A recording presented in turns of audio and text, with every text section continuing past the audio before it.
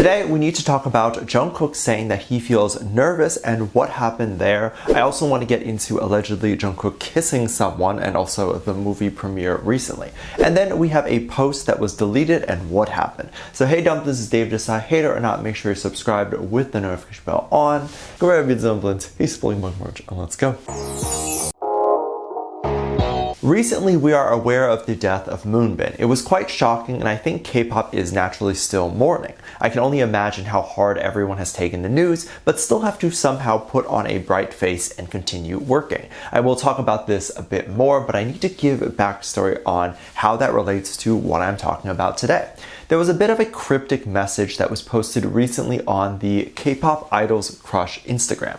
If you are unaware of who he is, it's totally possible because he is not within the K-pop of this current generation, but a generation before, and you may know him recently as the guy who had featured J-Hope on his song Rush Hour.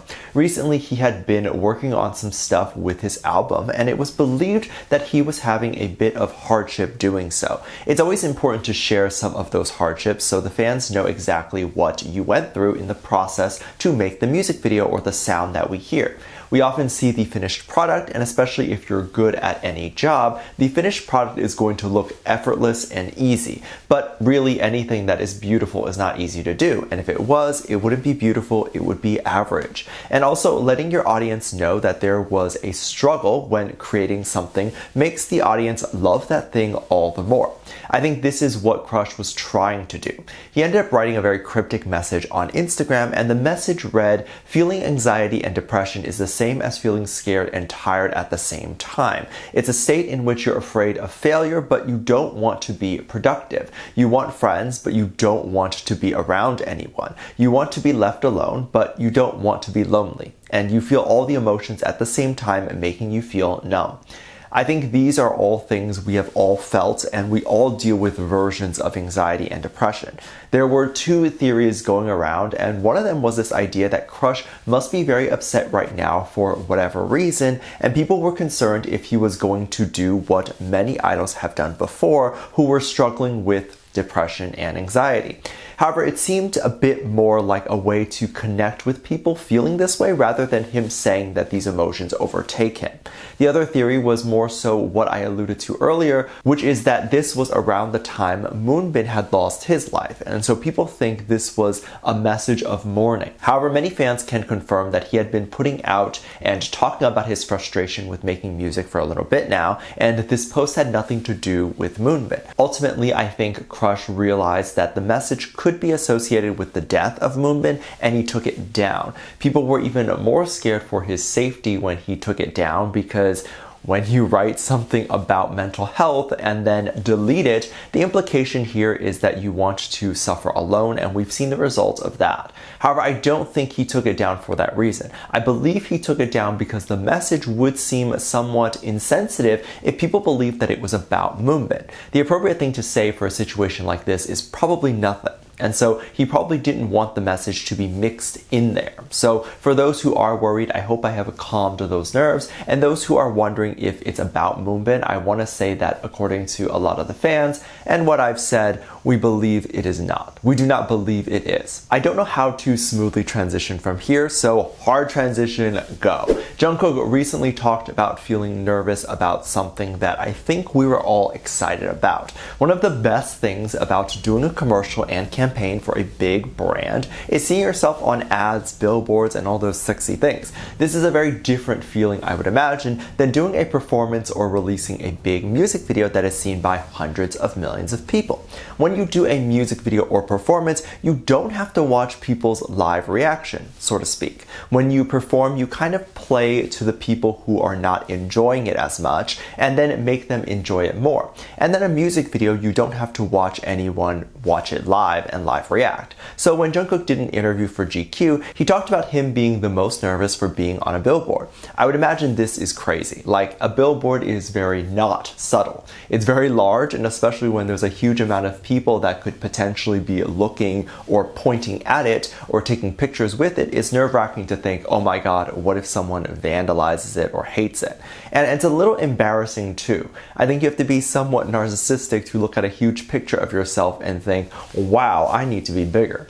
Every flaw and everything you're insecure about is fully enhanced and made for literally everyone in that town and city to see every morning until the campaign is over. And that is exactly what happened. So many people went to Calvin Klein's store to see the poster and to take pictures. And there's a few spots even in New York where you'll see Jung Kook very large.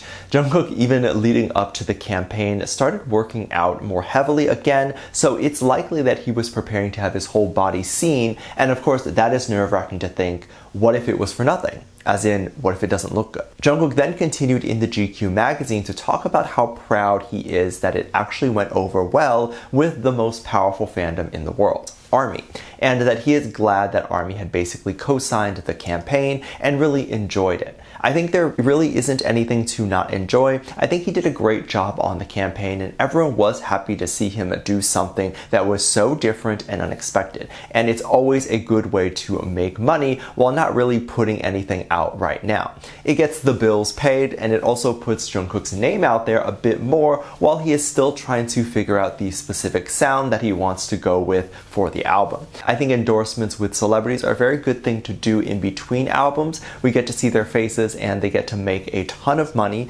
and many celebrities actually make more money doing things like posting a campaign on Instagram and than they do even releasing music sometimes. And it's my conspiracy theory that's the reason Blackpink does all these campaigns. I'm very excited to see what is to come with Jungkook and Taeyang and what their music is going to sound like. It seems like they're trying very hard to get their name back into the presses and get people talking. And once they get a lot of hype, I can guarantee you that is when they will announce their album. Recently, Taeyang and Jungkook made a surprise appearance at a movie premiere.